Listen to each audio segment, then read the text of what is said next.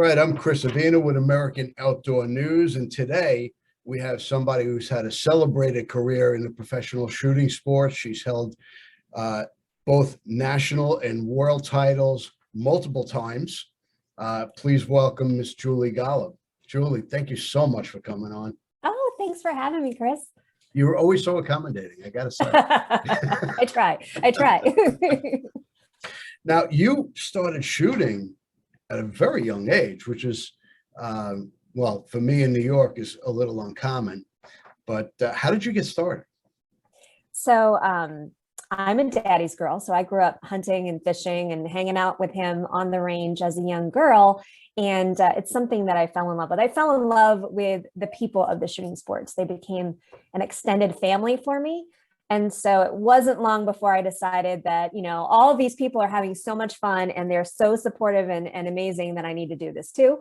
And I shot my first competition at the age of 14. So Wow. it was young. I mean, some kids are starting even younger these days. We all look back and go, wow, I wish.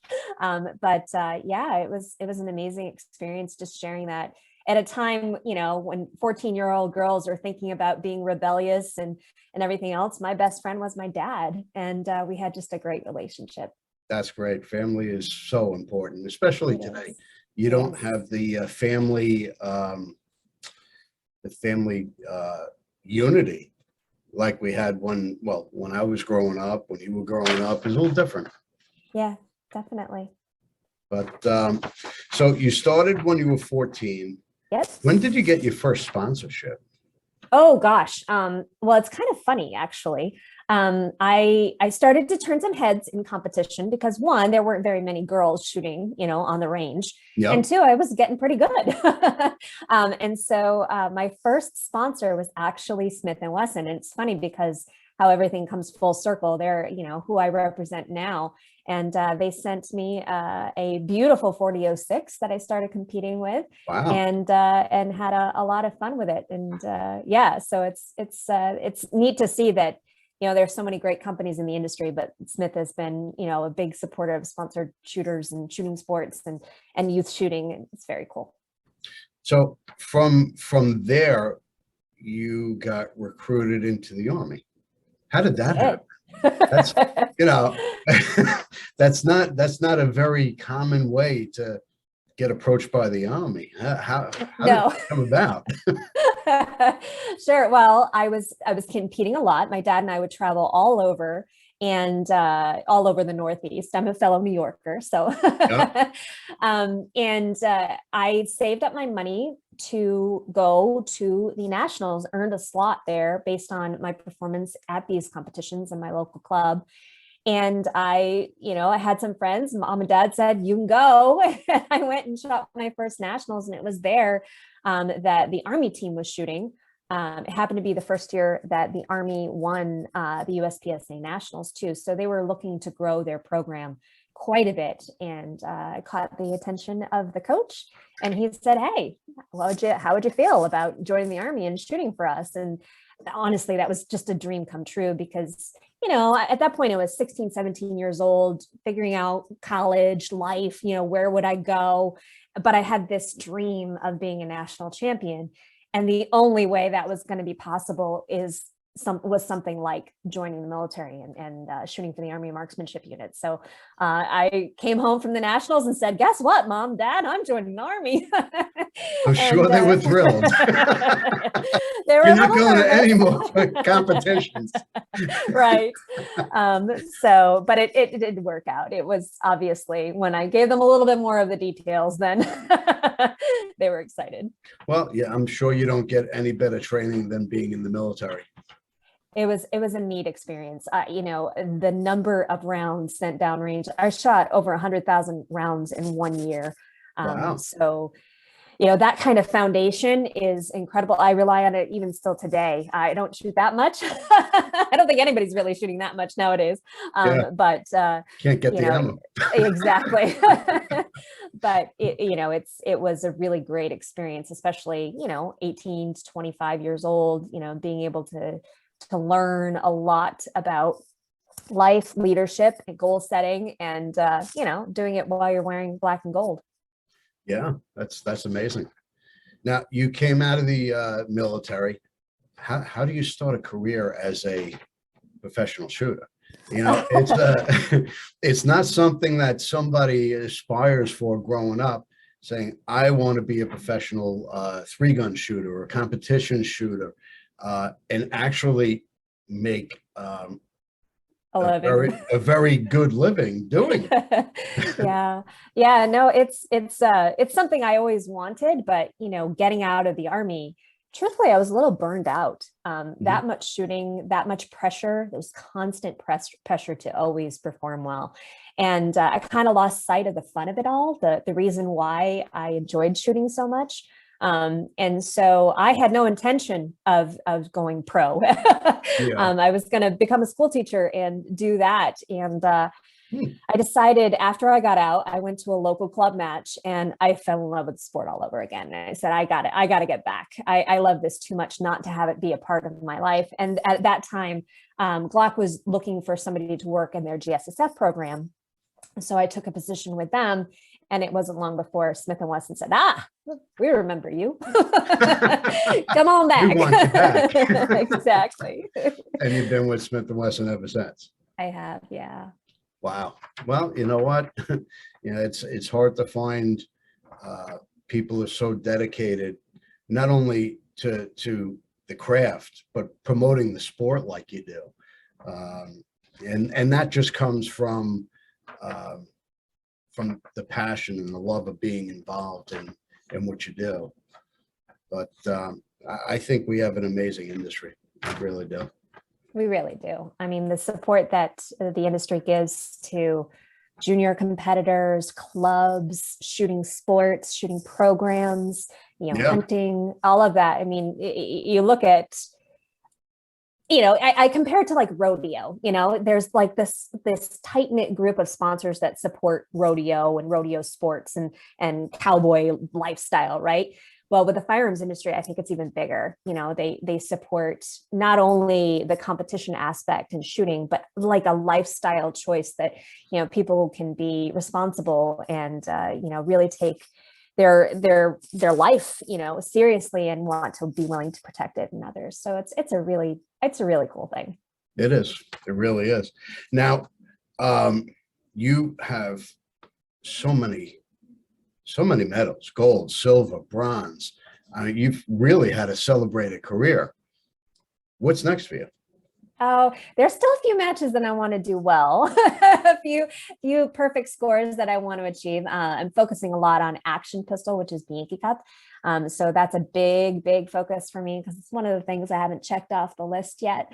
But that's just it. I mean, there's so many opportunities within the shooting sports. Even if you get tired at one, you can jump on and try something new. If you're a speedy action shooter, go shoot some bullseye. Go try shooting some clays. Something like that. There's tons of different opportunities out there. So even if you are feeling a little overwhelmed or burnt out, sometimes hitting a refresh button on a new sport is just what you need. Well, why don't you explain what you're doing now? Because Okay. I think the average person really doesn't have a grasp of what shooting sports are about. Sure. So right now my focus is action pistol, which is kind of bullseye meets speed. So it's a draw from the holster sport. And instead of shooting a lot of different targets and running around, they're fixed positions. So we Mhm. have four main courses of fire: barricade, practical, plates, and mover. And there's a perfect score of a 1920. So each course is a little bit different, but we shoot anywhere from 10 yards to 50 yards. So it's a little out there for a handgun. 50 yards is a And distance. it is a good distance. And on the target, the center of the target is a 4-inch X ring. So our Wow. goal is to hit, that 10 ring every single time and get as many X's as possible. And it's one of those sports that's a very personal sport, versus a lot of run and gun sports that you may see out there, like 3-gun or USPSA and IDPA, where everything is constantly changing and you're kind of comparing your score against other people. Uh-huh. Because there is a perfect score in Bianchi and action pistol, you're really focusing on your own ability and yourself. So it's really neat. I enjoy it a lot. So what you're doing now, how does that differ from three gun? So three gun is obviously more firearms. So you've got Yeah. a rifle, pistol, and shotgun. And it focuses less on the gun handling aspects. So in three gun, you're going to be drawing, reloading on the move, whatever with whatever, platform that you're using at the time. It's a very physical sport. And depending on the flair of it, you could be shooting targets out to 1,000 yards, or everything could be super close and speedy. Yeah. Whereas that action pistol sport, everything is very fixed. This is your target, your two targets at the 10-yard line, and you will shoot them X number of times, and that is it. So, if you enjoy free shooting sports, like where you can do anything and you have problems to figure out and you try to test your stuff like three gun, USPSA, IDPA, that'll be your go-to. But if you like something that's very specific and regimented, action pistol and steel challenger are very good options, and rimfire challenge too. I just a plain old target shooter. Yeah, no, that's great. But that's just it. I mean, you can borrow from some of these shooting sports and just, kind of like, oh, well, I'm going to try this new target. I'm going to see how they shoot this steel or whatever in your everyday, day-to-day kind of goals that you want to set for yourself, or dry fire or whatever. So it's neat. It's cool. Well, you've definitely broken down barriers as a woman in the sport. How is that advanced, say, in the past 5 years, women in shooting sports? It's funny. A lot of people think that shooting sports in the industry have been so gruff, male dominated, little lady kind of things. And Not really. I haven't found that to be the case. A couple people, you have a few outliers here and there that you're going to find. But I think that, being young and getting started in having that extended family in the shooting sports, and then making it a career, being able to show women that this is fun, this is rewarding in so many different ways, whether you just want to learn how to carry or if you want to become a national champion. And seeing so many more women and girls, especially over the last 5 years, is just, it's blown up, right? We have so many female pro shooters now. We have so many women that are not even pro shooters, but are just supporting a Second Amendment lifestyle and a level of proficiency and carrying and all of that. It's really neat to see. How is it being a veteran in the sport at such a young age, and having like some new hot shot coming onto the scene? You're like, it's funny. Most of the hot shots that you see are very respectful. They've grown up. That's the thing about, the shooting. When you're on a range, you have rules. You have to learn to respect those rules, and you have fellow people on the line or fellow competitors, and you can't be a spoiled kind of nasty person, because you won't want to stay for long. Nobody will want you around.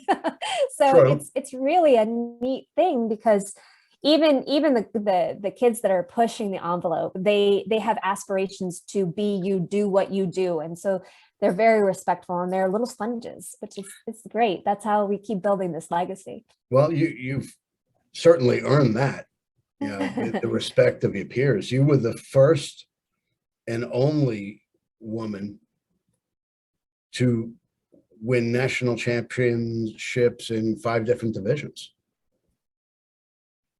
How do you top that? 7 and 7. Keep going.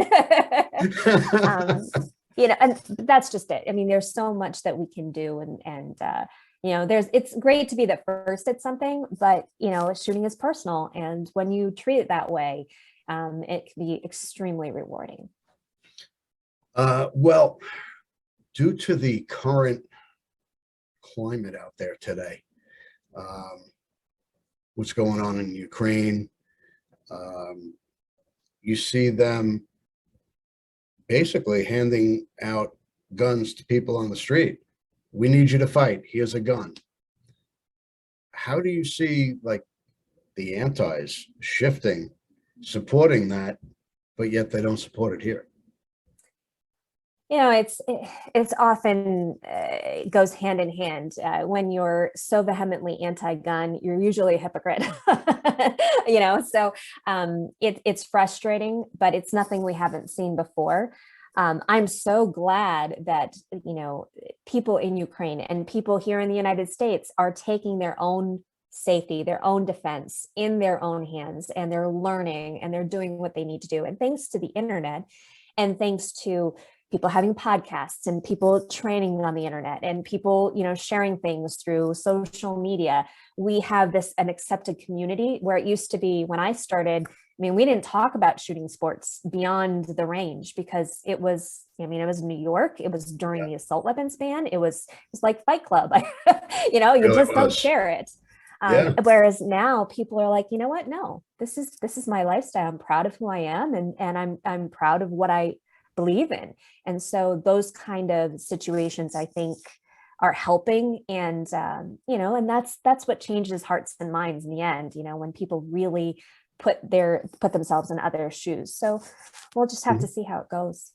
Well, last year alone, I think we had what, 5 or 7 million brand new first time gun owners. That's crazy. That's a huge number. That Yeah. is. And I'm looking forward to seeing more of it.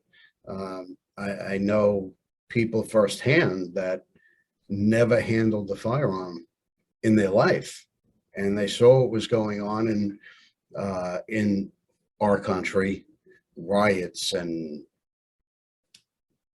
burning businesses, and just the craziness that went on in 2021. And they say, you know what, I gotta protect my family. Yes. And they went out, they bought something, whatever they could. Yeah. Now, we've always had a lobbying arm to support our rights. And I know, as we discussed, there's only so much you can say. You've been on the board of the NRA, and you're bound legally to what you can and cannot say. We need a political action group, like what the NRA actually is, that has the political clout to support and protect our rights. Who do you see filling that void? Gosh, there's a lot of people doing great work. Second Amendment Foundation, Firearms Policy Coalition, the NSSF's PAC. There are a lot of groups out there that are stepping in to, make sure that the industry is represented and that the people are represented rather. The thing is, though, what we've seen over the past couple of years is that our voices matter when it comes to how we protest, how we speak, how we share things on social media, how we purchase. And so even if you're frustrated with not seeing what you want to see in Washington, you have a voice and you have a vote. And these things truly matter. And it's good that we're seeing so many more people step up and realize that they have a responsibility, a civic responsibility, in how they act. And that's a very good thing. It is. And, there's always new groups coming up, stepping up.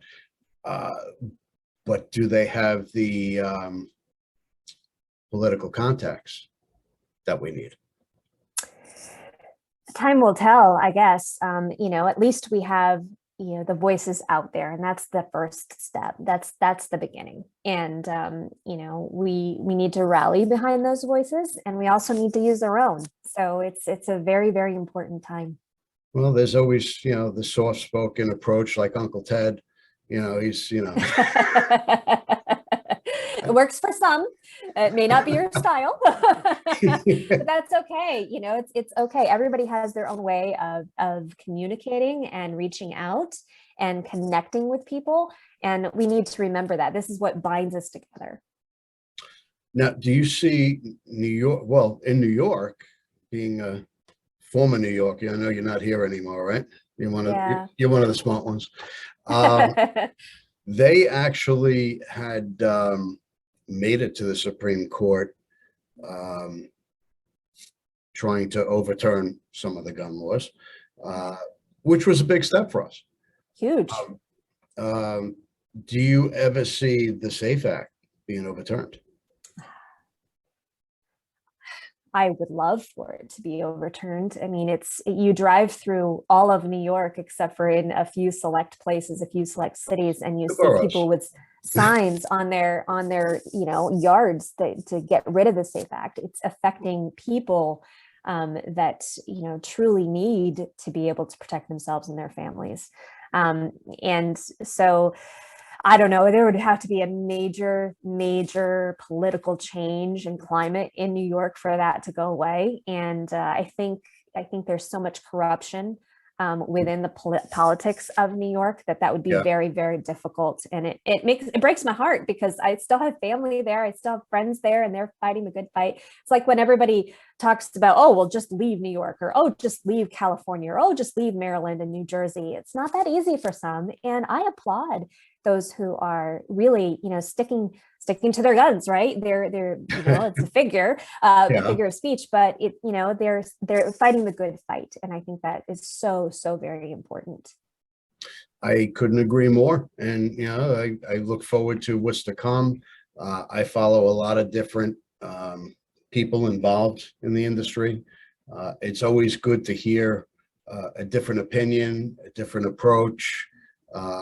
I think it keeps us well informed, and it definitely gives you a more educated approach to how we're going to protect our rights. Definitely. So what's next for you? What's a lot of competition. It's that time of year things start to rev up. So from April to basically October, I spent a lot of time in the range, working with various different sponsors on projects like podcasts and gun smarts and all of that good stuff. Just, riding the wave. Well, where can we find you?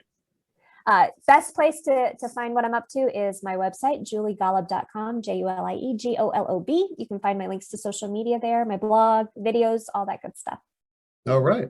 Well, definitely follow Julie on her site and her blogs, and subscribe to our podcast, our magazine as well. And we look forward to seeing everybody soon. Thanks so much. Thank you. We love our children. We protect them. We guide them. We prepare them for life in the world. With all that we do, from deep in our hearts, we cannot control all things.